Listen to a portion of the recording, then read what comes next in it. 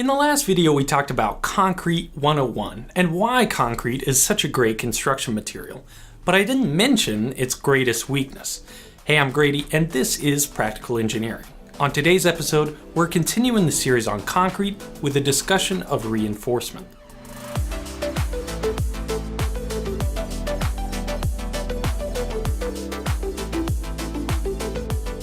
This video is sponsored by Skillshare. More on that later. To understand concrete's greatest weakness, first we need to know a little bit about mechanics of materials, which is the fancy way of saying how materials behave under stress. Stress in this case is not referring to anxiety or existential dread, but rather the internal forces of the material. There are three fundamental types of stress: compression, pushing together, tension, pulling apart, and shear, sliding along a line or plane. And not all materials can resist each type of stress equally. It turns out that concrete is very strong in compression and weak in tension. But you don't have to take my word for it. Here's a demonstration. These two concrete cylinders were cast from the exact same batch, and we'll see just how much load they can withstand before failure. First, the compressive test. Under compression, the cylinder broke at a load of about 1,000 pounds. That's 450 kilo. For concrete, that's pretty low because I included a lot of water in this mix.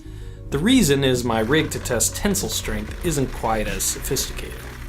I cast some eye bolts into the sample and now I'm hanging it from the rafters in the shop.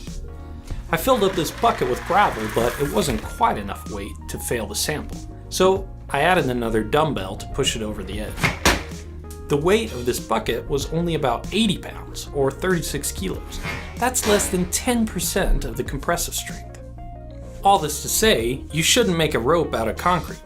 In fact, without some way to fix this weakness to tensile stress, you shouldn't make any kind of structural member out of concrete, because rarely does a structural member experience just compression. In reality, almost all structures experience a mixture of stresses. That's no more apparent than in the classic beam. This particular classic beam is homemade by me out of pure concrete here in my garage. Applying a force on this beam causes internal stresses to develop, and here's what they look like. The top of the beam experiences compressive stress, and the bottom of the beam experiences tensile stress. You can probably guess where the failure is going to occur on this concrete beam, as I continue to increase the load. It happens almost instantly, but you can see that the crack forms on the bottom of the beam where tensile stress is highest and propagates upward until the beam fails. You see what I'm getting at here? Concrete on its own does not make a good structural material. There are just too many sources of tension that it can't resist by itself. So in most situations, we add reinforcement to improve its strength. Reinforcement within concrete creates a composite material, with the concrete providing strength against compressive stress, while the reinforcement provides strength against tensile stress. And the most common type of reinforcement used in concrete is deformed steel, more commonly known as rebar. I made a new beam with a couple of steel threaded rods cast into the lower portion of the concrete. These threads should act just like the deformed ridges in normal rebar to create some grip between the concrete and steel. Under the press, the first thing you notice is that this beam is much stronger than the previous one. We're already well above the force that failed the unreinforced sample. But the second thing you notice is that the failure happens a little bit slower. You can easily see the crack forming and propagating before the beam fails.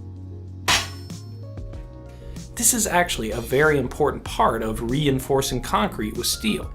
It changes the type of failure from a brittle mode, where there's no warning that anything is wrong, to a ductile mode, where you can see the cracks forming before a complete loss of strength. This gives you a chance to recognize a potential catastrophe and hopefully address it before it occurs. Rebar works great for most reinforcement situations. It's relatively cheap, well tested, and understood, but it does have a few disadvantages. One of the major ones being that it is a passive reinforcement. Steel lengthens with stress, so rebar can't start working to help resist tension until it's had a chance to stretch out.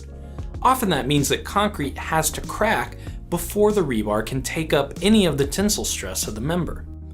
Cracking of concrete isn't necessarily bad. After all, we're only asking the concrete to resist compressive forces, which it can do just fine with cracks.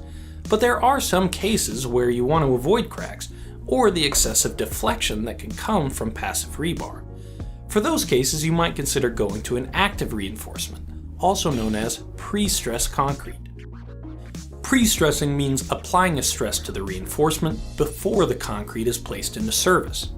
One way to do this is to put tension on the steel reinforcement tendons as the concrete is cast. Once the concrete cures, the tension will remain inside, transferring a compressive stress to the concrete through friction with the reinforcement. Most concrete bridge beams are pre-stressed in this way. Check out all that reinforcement at the bottom of this beam. Another way to pre-stress reinforcement is called post-tensioning. In this method, the stress in the reinforcement is developed after the concrete is cured. For this next sample, I cast plastic sleeves into the concrete. The steel rods can slide smoothly in these sleeves. Once the beam cured, I tighten nuts onto the rods to tension them. Under the press, this beam wasn't any stronger than the conventionally reinforced beam, but it did take more pressure before the cracks formed. Also, this one wasn't quite as dramatic because instead of failing the actual steel rods, it was the threads on the nuts that failed first. I hope these demonstrations help show why reinforcement is necessary in most applications of concrete, to add tensile strength and to change the failure mode from brittle to ductile. Just like the last video, I'm just scratching the surface of a very complicated and detailed topic. Many engineers spend their entire careers studying and designing reinforced concrete structures. But I'm having some fun playing with concrete, and I hope you're finding it interesting. I'd love to continue this series on concrete, so if you have any questions on the topic, post them in the comments below. Maybe I can answer them in the next video. Thank you for watching, and let me know what you think.